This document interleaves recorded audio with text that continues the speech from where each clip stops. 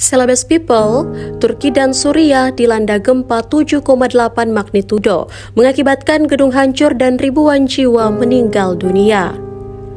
Gempa mematikan berkekuatan 7,8 melanda wilayah di dekat kota Gaziantep, Turki.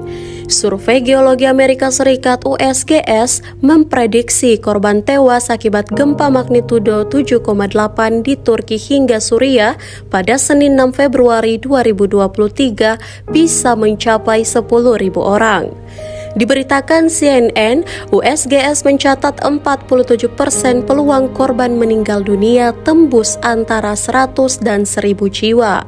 Sementara 20%-nya lagi bisa menjangkau antara 10.000 dan 100.000. Prediksi ini diambil dari pemodelan berdasarkan sejarah gempa bumi di wilayah tersebut. Laporan tersebut juga memperkirakan kerugian ekonomi berpotensi terjadi di kisaran